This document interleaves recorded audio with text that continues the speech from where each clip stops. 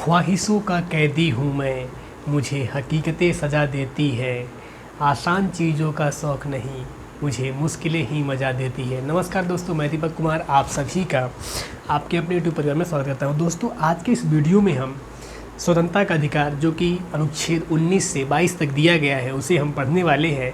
आपकी जानकारी के लिए मैं बता दूँ कि हमने पिछले क्लास में संविधान का जो भाग 3 हम लोग पढ़ रहे थे, जो हमारा मूल अधिकार है जो संविधान के भाग 3 में दिया गया है वह 12 से 35 तक है। हमने 12 से 18 तक कंप्लीट कर लिया है, जिसमें हमने पहला जो अधिकार देखा जो कि अनुच्छेद 14 से 18 तक, जिसे हम समानता का अधिकार कहते हैं, उसे हम लोगों ने कंप्लीट कर लिया है। अगर आपने नहीं देखा है तो आप जाकर उसे देख सकते हैं। तो जो हमारा आज का वीडियो होने वाला है वो बहुत ही इम्पोर्टेंट है, तो आपसे निवेदन है कि आप लास्ट तक बने रहिएगा, आपको बहुत कुछ सीखने को मिलेगा। तो चलिए हम वीडियो को शुरू करते हैं। सबसे पहले अगर हम बात करते हैं तो जो हमारा संविधान का जो दूसरा अधिकार है वो कौन है? स्वतंत्रता का अधिकार। पहला हमने क्या देखा? समानता का अधिकार 14 से 18 तक। आज की वीडियो में बात करेंगे हम स्वतंत्रता का अधिकार जो कि 19 से 22 तक दिया है। तो अगर हम इसमें बात करते हैं तो हम सबसे पहले क्या देखते हैं? हम सबसे पहले अनुच्छेद 19 की बात करते हैं। अनुच्छेद 19 की अगर हम बात करें तो हम क्या पाते हैं इसमें? इसे संविधान का रीढ़ कहा जाता है। इसे क्या बोला जाता है? इसे संविधान का रीढ़ कहा जाता है। रीढ़ बोले तो बैकबोन। अभी हम बताते हैं आपको अच्छे से। संविधान का रीढ़ बोलते हैं किसे? जो हमारा अनुच्छेद 19 दिया है उसे हम क्या बोलते हैं? संविधान का रीढ़ कहते हैं। रीढ़ मतलब कि जो हमारे पीछे का हिस्सा है जिस पर कि हम लोग, जिसकी वजह से हम लोग खड़े हो सकते हैं, उसे व्यक्ति का रीढ़ कहा जाता है। तो संविधान का रीढ़ क्या है कि अगर इसे हटा लिया जाए तो व्यक्ति क्या है, वह खड़ा नहीं हो पाएगा। यानी व्यक्ति की जो खड़े रहने की आज़ादी देता है वो कौन है? इसे आर्टिकल 19। इसके बारे में हम देखेंगे तो सबसे पहले हम क्या पाते हैं? इसमें 7 चीज़ों के बारे में हमें अध्ययन करना है। कौन है? A, B, C, D, E, F और G। इसमें 7 पार्ट दिए गए हैं। तो सबसे पहले हम बात करते हैं जो अनुच्छेद 19 का A है, जो पहला है, उसमें क्या बात करता है?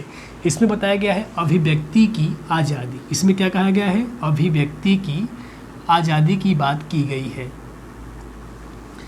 अभिव्यक्ति की आज़ादी की अगर हम बात करें तो हम क्या पाते हैं इसमें हम देखते हैं कि इसी में आपको क्या क्या मिलता है।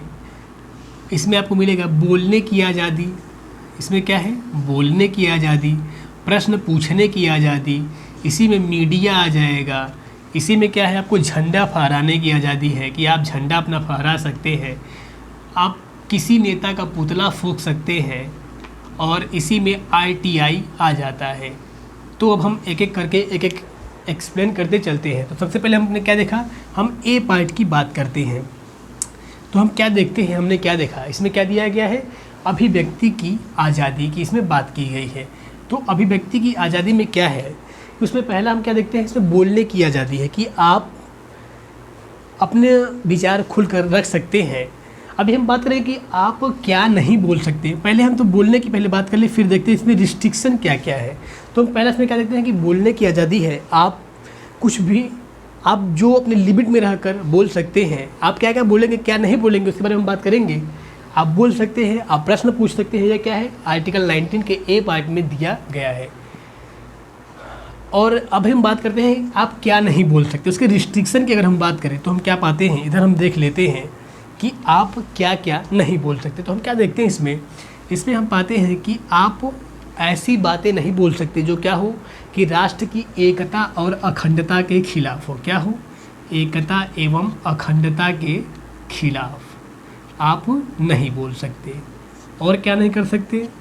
कि आप राष्ट्र की सुरक्षा के खिलाफ नहीं बोल सकते। तीसरा क्या है? कि आप मोरल, आप किसी व्यक्ति को अभद्र बात नहीं बोल सकते हैं। और चौथा, आपको कोर्ट का जो कानून है, नियम दिया गया है, उसे पालन करना होगा। और 5वें की बात करें तो हम क्या पाते हैं कि आप विदेशी संबंध, ऐसी बातें नहीं कि जैसे कोई विदेश का नागरिक आया, आप क्या करें? उसे गाली देने लगे। नहीं, ऐसी बातें आप नहीं बोल सकते जो क्या हो, विदेशी संबंध को खराब करे। तो हमने क्या देखा? एकता एवं अखंडता के खिलाफ आप नहीं बोल सकते हैं। और क्या है? आप राष्ट्र की सुरक्षा के खिलाफ नहीं बोल सकते हैं। और हम क्या देखते हैं? आप अपने मोरल में लिमिट में रहकर बोल सकते हैं। और क्या? आप कोर्ट की अवमानना नहीं कर सकते हैं, और विदेशी संबंध यानी कोई विदेश का व्यक्ति अगर आया है तो आप उसे अभद्र तरीके से उसके साथ पेश नहीं आ सकते हैं। तो ये हमने देखा। अब हम इधर बात करते हैं, तो ये हमने बोलने की आज़ादी हो गई, यानी आप अपने लिमिट में रहकर ही बोल सकते हैं, आप प्रश्न पूछ सकते हैं, आपको ये आज़ादी दी गई है। अब हम बात करते हैं दूसरा, इसमें मीडिया की स्वतंत्रता आ जाती है। मीडिया क्या है? जो न्यूज़ वाले हैं इसी का फ़ायदा उठाकर कुछ भी न्यूज़ में दिखा देते हैं, आपको आलतू फालतू चीज़ें भी दिखा देते हो। क्या है वह? आर्टिकल 19 के खिलाफ क्या है? ऐसा करने के लिए वो क्या है? फ्री है।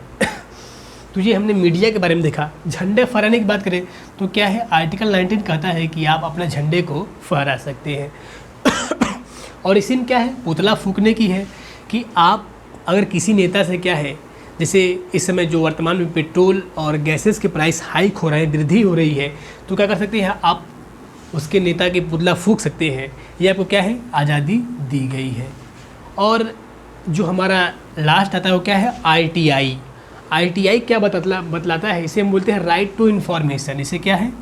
ये है राइट टू इन्फॉर्मेशन, यानी सूचना का अधिकार। इसे क्या बोलते हैं? राइट टू इन्फॉर्मेशन, यानी सूचना का अधिकार। ये क्या है? यह सन 2005 में, अक्टूबर 2005 में इसे लाया गया था। इसका मतलब क्या है कि आप अपने देश में जो कुछ भी हलचलें हो रही हैं कि GDP ग्रोथ क्यों नहीं कर रहा है, पेट्रोल के प्राइस क्यों हाइक कर रहे हैं, जो HDI index, human development index, वो क्यों नीचे गिर रहा है, जो वैश्विक खुशहाली सूचकांक में हमारे देश का जो स्तर है वो नीचे क्यों गिर रहा है, आप क्या कर सकते हैं? इसके तहत आप क्या कर सकते हैं? प्रश्न पूछ सकते हैं। तो ये हमने देखा। हमने क्या देखा कि इसमें बोलने की आज़ादी है, प्रश्न पूछने की आज़ादी है, मीडिया स्वतंत्रता है। मीडिया जो स्वतंत्रता इसको दी गई है वो क्या है कि इनको पालन करते हुए ही चलेगी। ये क्या है? आपका रिस्ट्रिक्शन है। ये क्या है? यह आपका रिस्ट्रिक्शन दिया गया है कि यानी आपको अपने लिमिट में ही रहकर दिखाना है। क्या? कि ऐसा न्यूज़ न दिखा दे मीडिया वाले कि क्या हो, वह राष्ट्र की एकता और अखंडता के खिलाफ हो, और क्या हो, ऐसा ना दिखा दे कि बॉर्डर पे चले जाओ और वहाँ से लाइव दिखाने लगे कि देखिए ऐसा ऐसा भारत पाकिस्तान से युद्ध चल रहा है, और वहाँ से जाकर लाइव दिखाने लगे, तो ये क्या हो जाएगा? उसके राष्ट्र सुरक्षा के खिलाफ हो जाएगा। और क्या है? आप ऐसा न्यूज़ नहीं दिखा सकते कि अभद्र फिल्में दिखाने लगे, अभद्र फिल्मों का प्रमोशन करने लगे।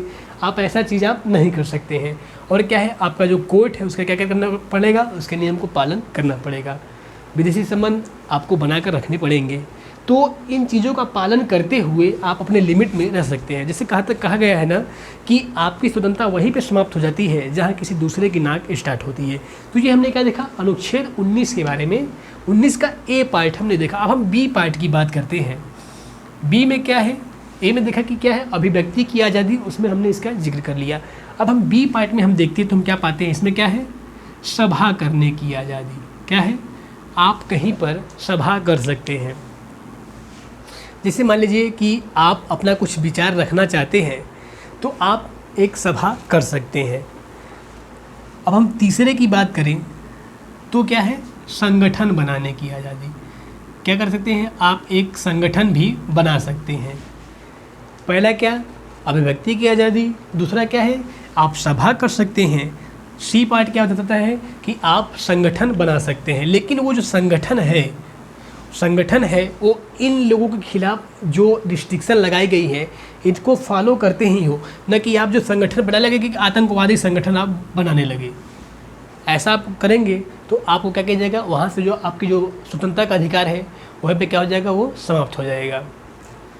तो जो आप संगठन बनाएंगे तो क्या हो? राष्ट्र हित के लिए हो, न कि अहित के लिए।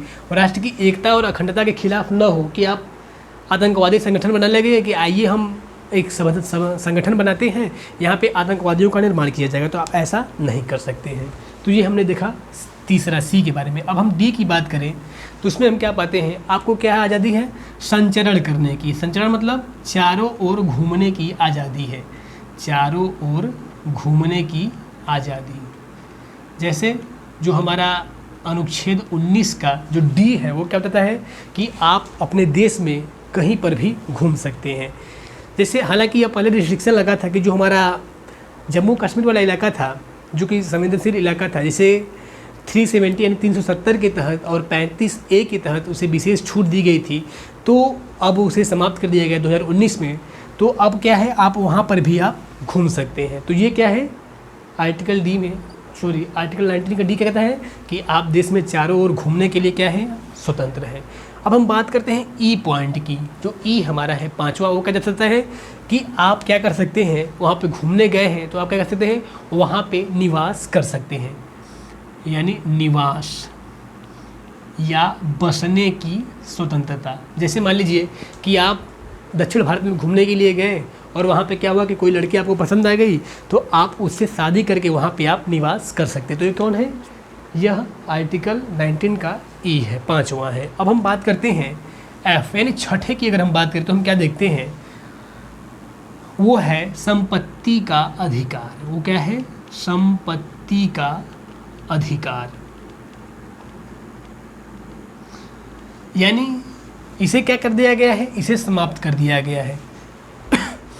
आर्टिकल 19 का जो एफ है उसे क्या कर दिया गया है, समाप्त कर दिया गया है। जैसे मान लीजिए यह कब समाप्त किया गया, यह 44वां संशोधन, कब, 44वां संशोधन 1978 में। कब, 44वां संशोधन 1978 में, जब हमारे देश के प्रधानमंत्री कौन थे, मोरारजी देसाई थे, तो उन्होंने क्या किया, इसे समाप्त कर दिया गया। इसमें क्या बतलाया गया था, संपत्ति का अधिकार था कि जैसे आप अपने संपत्ति के मालिक हैं। तो ऐसा क्या हुआ कि जब देश हमारा जो धीरे धीरे प्रोग्रेस कर रहा था, तो रेलवे लाइन बिछाने के लिए, जैसे मान लीजिए कि कोई विचार आया, तो किसी व्यक्ति से कहा गया कि देखिए आपके खेत से होकर रेलवे लाइन पटरी बिछाई जाएगी। तो एक व्यक्ति ने तो अपना ज़मीन दे दिया, लेकिन जो दूसरा व्यक्ति था उसको कुछ कट्ठा ज़मीन था, तो कहा कि नहीं, मैं नहीं दूंगा, ये मेरा संपत्ति का अधिकार है। तो ऐसे क्या किया जाएगा कि जो अब रेलवे लाइन तो बिछ नहीं पाएगी क्योंकि वो नहीं दे रहा है। तो क्या किया गया कि इसे क्या किया, 44वां संशोधन 1978 में क्या कर दिया गया, इसे कानूनी अधिकार बना दिया गया कि यह अब कानूनी अधिकार है। कानून चाहेगी तो देश के विकास के लिए आपका संपत्ति ले सकती है। तब इसे क्या कर दिया गया, समाप्त कर दिया गया। हालांकि इसे हम आर्टिकल 31 भी था एक, हमने बताया था कि आपको संपत्ति का अधिकार था 31 अनुच्छेद में दिया गया था, उसे भी समाप्त कर दिया गया। तो उसका हम जिक्र करेंगे, तो यहाँ पर बात आया तो इसके भी हम देख लेते हैं। तो संपत्ति का अधिकार कहाँ था, आर्टिकल 19 के एफ में और अनुच्छेद 31 में, जो कि दोनों क्या है, वर्तमान में एक कानूनी अधिकार बना दिया गया है। तो ये हमने देखा। अब हम बात करते हैं जी, जो कि 7वां है। वो लास्ट हमारे क्या बताता है, वह है व्यापार करने की स्वतंत्रता। क्या है, व्यापार करने की, यानी कि बिजनेस। आप देश में कहीं भी किसी चीज़ का बिजनेस कर सकते हैं। कुछ भी बिजनेस करने का मतलब क्या है कि जो रिस्ट्रिक्शन लगाए गए हैं इनको देखते हुए, ये नहीं कि आपको बिजनेस करने की छूट है तो आप खुलेआम लगे गांजा बेचने, चरस बेचने। नंबर 2 का धंधा आपको नहीं करना है। ये क्या है, यानी ऐसा बिजनेस जो क्या हो, हमारे राष्ट्र की एकता अखंडता के खिलाफ हो, राष्ट्र की सुरक्षा के खिलाफ हो, राष्ट्र के मोरलिटी को हानि पहुंचाता हो, और क्या हो, जो कोर्ट है उसमें जो नियम बनाए गए हैं उसे क्या हो, अवमानना करता हो, तो आप ऐसा बिजनेस नहीं कर सकते। तो ये हमने क्या देखा, आर्टिकल 19 का हमने 7 पार्टों को हमने देख लिया। अब हम बात करते हैं आर्टिकल 20 की बात करते हैं। अब हम अनुच्छेद 20 में चलते हैं। तो ये हमने अनुच्छेद 19 की हमारी बात रही, जो कि क्या है, संविधान का रीढ़ है।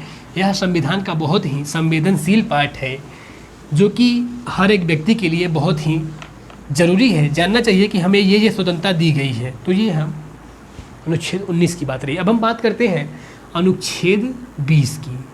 तो अनुच्छेद 20 में क्या दिया गया है, तो हम देखते हैं अनुच्छेद 20 क्या कहता है कि दोष सिद्धि में संरक्षण।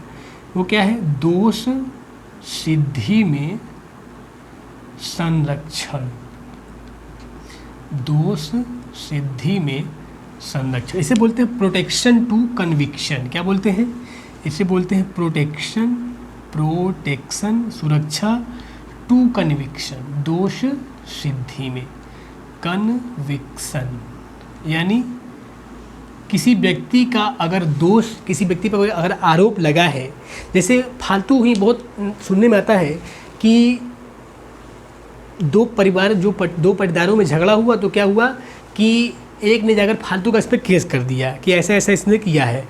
तो जब ये केस जो आप यानी कि उस व्यक्ति पर FIR तो हो गया, लेकिन जब तक उसका दोष सिद्ध नहीं हो जाता तब तक उस व्यक्ति को सज़ा नहीं दी जाएगी। तो हम इसमें क्या बातें हैं, इसमें एक व्यक्ति का नाम सुनने में आता है, उसमें क्या नाम क्या है उसका है, कन्हैया कुमार। इसमें कन्हैया कुमार का नाम सुनने में आता है। कन्हैया कुमार जो कि एक बहुत ही चर्चित व्यक्ति है। ये क्या है कि यह बिहार के एक स्टूडेंट है जो कि JNU में पढ़ते थे, हालांकि अभी पास आउट हो गए हैं। वहाँ से उन्होंने हिस्ट्री में PhD किया है। तो कन्हैया कुमार पर क्या हुआ कि वहाँ पे इन पर आरोप लगा था कि इन्होंने वहाँ पे क्या किया कि JNU जो कि बहुत ही हमेशा विवादों में रहता है, JNU जवाहरलाल यूनिवर्सिटी जो कि दिल्ली में है, वहाँ पे क्या है कि इन्होंने पे आरोप लगा कि इन्होंने नारा लगाया था कि भारत तेरे टुकड़े होंगे, भारत तेरे टुकड़े होंगे, यानी इन पे ऐसा आरोप लगा था। तो हालांकि जब छानबीन हुआ तो इनका दोष सिद्ध नहीं हो पाया। तो क्या हुआ, इनको सज़ा जो जेल में इनको बंद किया गया था, इनको क्या कर दिया गया, छोड़ दिया गया। यह अब इलेक्शन वगैरह लड़ते हैं अपने यहाँ बेगूसराय इलाके से। तो इनका नाम बहुत ही फेमस हो गया था कि इन्होंने इन पर आरोप लगाया गया, इन्होंने क्या लगाया नारा कि भारत तेरे टुकड़े होंगे। हालांकि जब छानबीन हुआ तो ऐसा इनको नहीं पाया गया, तो इसलिए उनको क्या कर दिया गया, छोड़ दिया गया।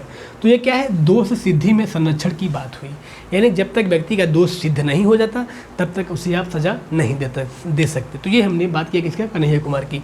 तो इसमें हम देखते हैं, इसमें हम क्या पाते हैं, इसमें हम 3 टाइप की बातें देखते हैं। कौन कौन देखते हैं, इसमें हम पाते हैं पहला, दूसरा और तीसरा। तो इसमें क्या क्या बातें लिखी गई है, इसमें लिखी गई है कि एक अपराध की एक सज़ा, एक अपराध की एक सज़ा, यानी अगर कोई व्यक्ति है, अगर वह एक अपराध किया है तो उसको केवल एक ही बार सज़ा दी जाएगी। अभी हम इसके बारे में अच्छे से एक्सप्लेन करेंगे। पहले हम जानते हैं कौन कौन है। दूसरा बात करता है कि क्या है कि जब सज़ा होगी, जब सज़ा होगी तब का कानून, तब का कानून। अभी हम बात करते हैं कि इसका मतलब क्या है। और तीसरे में क्या लिखा गया है कि खुद के खिलाफ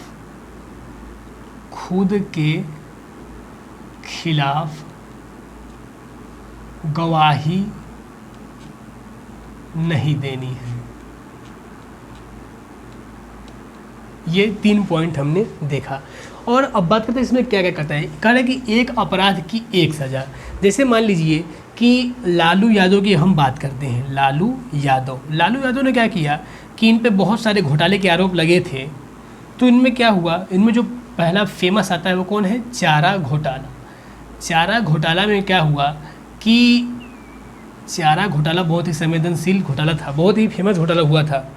तो उसमें क्या हुआ कि इन्होंने चारा बांटने के लिए आया था, तो उन्होंने क्या किया, उसमें करोड़ों का घोटाला कर लिया। तो हम क्या पाते हैं कि जब इनको सज़ा हुई चारा घोटाले के लिए तो क्या हुआ, उससे केवल एक ही सज़ा हुई, यानी जब जो भी सज़ा इनको मिला गया 5 साल 6 साल जो भी जितने साल के मिले इनकी जेल हुई होगी, क्या हुआ उनके 1 साल एक अपराध केवल क्या है, एक ही सज़ा पहला है। ठीक है, क्या कहता है, एक अपराध की एक सज़ा, यानी चारा घोटाला हुआ जब किए थे तो केवल क्या है, उसकी एक ही सज़ा दी जाएगी। तो ये हमने बात किया। अब हम बात करते हैं कि जब सज़ा होगी तब का कानून। इसका मतलब क्या है कि जैसे मान लीजिए कोई व्यक्ति अगर मान लीजिए आज की हम बात करते हैं, मान लीजिए कोई भी व्यक्ति है, उन्होंने क्या किया कि किसी का मर्डर किया। ठीक है, इन्होंने क्या किया मान लो अटेम्प्ट टू मर्डर किया, अटेम्प्ट टू मर्डर यानी मारने का प्रयास किया, अटेम्प्ट टू मर्डर। तो मान लीजिए कि अटेम्प्ट टू मर्डर का जो इस समय केस बन रहा है, मान लीजिए क्या है कि उसको 5 साल की जेल है वर्तमान में। मैं मानने के लिए बोल रहा, रियलिटी नहीं बता रहा हूँ। मान लीजिए क्या है कि अटेम्प्ट टू मर्डर के इसमें क्या है, 5 साल की जेल सज़ा है। मान लीजिए इसमें उसने मर्डर किया, मर्डर करने की कोशिश की और वो बच गया, तो जो उसको सज़ा हुई क्या है, 5 साल की जेल हुई। अब क्या है कि यह जो केस कोर्ट में गया, अब यह 5 साल बाद सुनवाई हुआ और उन 5 सालों में क्या हुआ कि यह इसमें क्या कर दिया गया, बदलाव कर दिया गया, संशोधन करके क्या कर दिया गया, बदलाव कि अब अटेम्प्ट टू मर्डर केस क्या है, 20 साल की सज़ा है। जब 5 साल बाद निर्णय आया कि उस व्यक्ति को क्या कर दिया जाए, 20 साल सज़ा दे दिया जाए, तो व्यक्ति क्या कहेगा, अरे जब सज़ा हुई थी उस समय, तो उस समय कानून क्या था कि अटेम्प्ट टू मर्डर का क्या था, 5 साल की जेल थी। अब 5 साल में क्या हुआ, इसमें बदलाव हो गया, 5 साल बाद निर्णय आ रहा है, तो क्या होगा, मुझे 20 साल सज़ा देंगे तो नहीं, तो क्या होगा, उसे 5 साल की ही सज़ा दी जाएगी। तो ये हमने क्या दिया है, जब की सज़ा होगी तब का कानून की बात कर लिए। अब हम तीसरा देखते हैं कि क्या खुद के खिलाफ गवाही नहीं देनी है। जैसे मान लीजिए क्या कि कोई व्यक्ति, कोई जब पुलिस पकड़ता है किसी व्यक्ति को, कमज़ोर व्यक्ति को जब पकड़ता है, जो जानकार उतने नहीं होते हैं, तो उसे पकड़ करते पुलिस हड़काने लगती है, बहुत मार पीट करती है कि तू कबूल कर कि तू ही क्या है, अपराधी है। लेकिन भारत की जो पुलिस है अक्सर ऐसा करती है, कमज़ोर व्यक्ति को पकड़ लिया, गुनाह किया नहीं है, फिर भी क्या करती है, उसे हड़काने लगती है। तो ये हम देखते हैं क्या कर सकते हैं कि आप उसे वैसा मजबूर नहीं कर सकते हैं। तो ये हमने देखा। अगर मान लीजिए कि अगर उस व्यक्ति ने गवाही कर ली कि हाँ मैंने ऐसा किया है, डर के मान लीजिए कर दिया कि ठीक है मैंने, मान लीजिए ये काम मैंने चोरी की है, भले चोरी नहीं किया है, लेकिन जब कोर्ट में वो मामला जाएगा तो जो कोर्ट का जो जज है वो उससे पूछेगा, तो कहेगा मैंने ऐसे नहीं किया है, ज़बरदस्ती साहब ने मुझे मारा है तो मैंने इसे कबूल कर लिया। तो क्या कर दिया जाएगा, जो वहाँ पे वो गवाही देगा वही उसकी मान्य होगी, पुलिस वाली गवाही मान्य नहीं होगी। तो ये हमने क्या देखा, ये हमने बात किया आर्टिकल 20 की हमने बात किया। अब हम बात करते हैं, अब हम अपनी जानकारी को आगे बढ़ाते हैं और हम देखते हैं आर्टिकल 21। आर्टिकल 21 में कौन कौन सी बातें लिखी गई हैं। तो अब हम बात देखते हैं कौन, आर्टिकल 21 अनुच्छेद 21। अनुच्छेद 21 क्या कहता है, यह कहता है प्राण एवं दैहिक स्वतंत्रता। क्या कहता है, प्राण एवं दैहिक स्वतंत्रता, स्वतंत्रता, ठीक है, प्राण एवं दैहिक स्वतंत्रता। तो हम क्या देखते हैं, ये आर्टिकल 21, इसमें क्या बताया गया है कि आप क्या है, इसको इंग्लिश में बोलते हैं, इसका इंग्लिश नाम है लाइफ एंड पर्सनल लिबर्टी। इसे बोलते हैं क्या, लाइफ एंड पर्सनल लिबर्टी।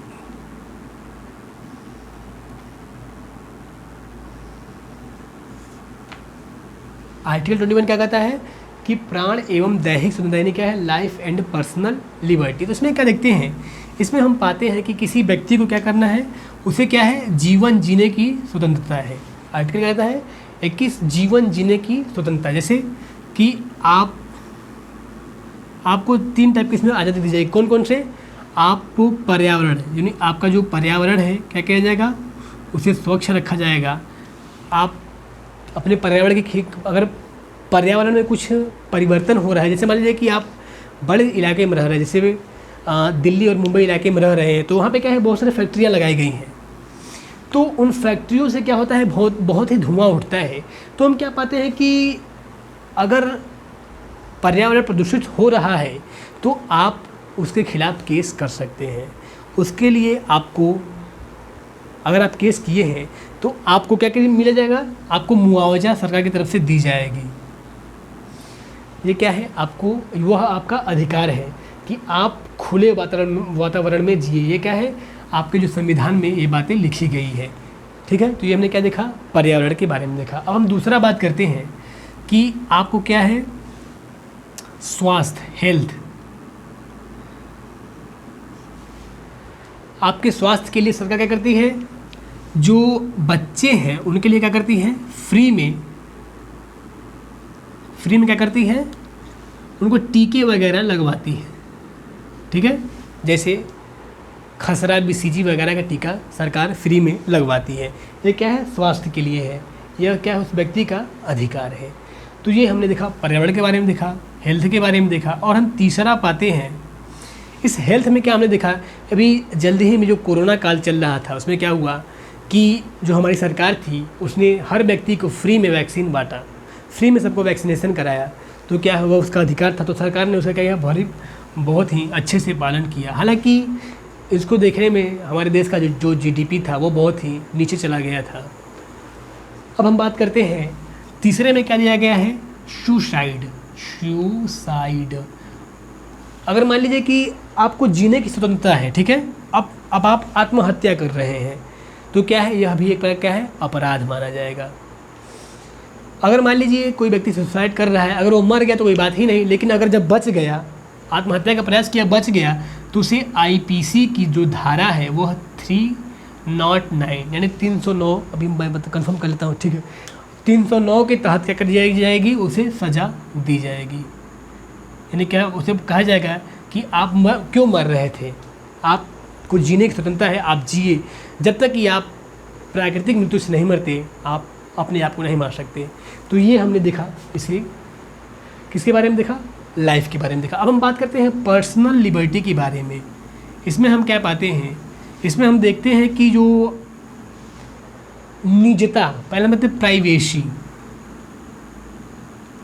इसे बोलते हैं क्या, निजता।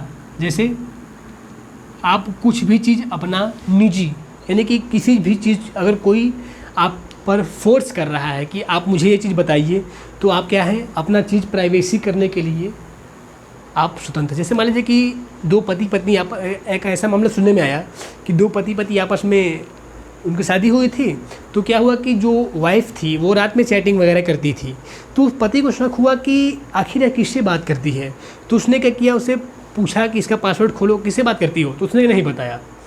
तो यह जो व्यक्ति था उसने क्या किया, कोर्ट में केस कर दिया कि ऐसी ऐसी बात है, मैं अपनी बीवी से पासवर्ड पूछा और नहीं बता रही। तो उसने कहा कि क्या, जो हमारा कोर्ट है उसने बताया कि यह क्या है, उसका अधिकार है, आप उसके खिलाफ नहीं पूछ सकते हैं। तो ये रही बात। हालांकि अगर वह व्यक्ति चाहे तो उसे तलाक वह ले सकता है। तो ये हमने देखा प्राइवेसी के बारे में। और दूसरा हम देखते हैं अकेले रहना, ठीक है, अकेले रहना। कोई व्यक्ति अगर चाहे तो वह अकेले रह सकता है, वो क्या है, उसका पर्सनल लिबर्टी है। अगर मान लीजिए कोई लड़की नहीं चाहती कि मैं अपनी शादी नहीं करना चाहती हूँ, तो उसके परिवार वाले उस पर दबाव नहीं डाल सकते कि आप शादी ही करें, ये क्या है, उसके पर्सनल लिबर्टी के खिलाफ हो जाएगा। तो ये हमने देखा। और क्या है, विदेश यात्रा करना, विदेशी यात्रा, यानी आप विदेश में यात्रा करने के लिए क्या है, स्वतंत्र है। तो ये हमने देखा, प्राण एवं दैहिक स्वतंत्रता। तो ये हमने आर्टिकल 21 के बारे में देखा। तो हालांकि अगर हम आर्टिकल 22 भी अगर पढ़ाते हैं तो वीडियो क्या हो जाएगा, बहुत ही लंबा हो जाएगा। तो यहीं पे अपनी हम जर्नी को विराम देना चाहेंगे। तो अब हम फटाक से कुछ मिनट में रिवीजन कर लेते। तो हमने क्या देखा, हमने आर्टिकल 19 में क्या देखा, उसमें क्या है, 7 प्रकार की स्वतंत्रता दी गई है। उसमें क्या है, पहला अभिव्यक्ति की आज़ादी है। इसमें क्या देखा, मीडिया की स्वतंत्रता, आईटीआई, बोलने की आज़ादी। लेकिन उसको आपको पालन करना, क्या जो आपको रिस्ट्रिक्शन लगाए गए हैं कि एकता अखंडता के खिलाफ आपको नहीं बोलना है, और क्या है, सुरक्षा के खिलाफ नहीं बोलना है, मोरल देश के जो नैतिकता है उसके हानि न पहुँचे, आपको इसके खिलाफ नहीं बोलना है। और हमने इसी प्रकार से हमने दूसरे पार्ट में क्या हमने देखा था कि जो आप आर्टिकल 19A में देख लिया, और बी में क्या है, आप सभा कर सकते हैं। सी में हमने क्या देखा, संगठन बना सकते हैं। 4 में क्या देखा कि आप चारों ओर कहीं घूम सकते हैं। 5 में बसने की स्वतंत्रता देखा। और 6 में हमने क्या बात किया, संपत्ति का अधिकार था, जिसे क्या कर दिया गया, समाप्त कर दिया गया। 7 में क्या था कि आप कहीं भी व्यापार कर सकते हैं। और आर्टिकल 20 क्या देखा कि 2 सिद्धि में संरक्षण देखा। और आर्टिकल 21 हमने जो लास्ट हमारे क्या देखा, हमने उसमें देखा कि प्राण एवं दैहिक स्वतंत्रता, यानी आप को जीने का अधिकार दिया जाएगा, आप अपनी आत्महत्या नहीं कर सकते हैं। तो ये हमारी आज की जर्नी रही। अब हम मिलेंगे आपसे नेक्स्ट वीडियो में, तब तक के लिए धन्यवाद।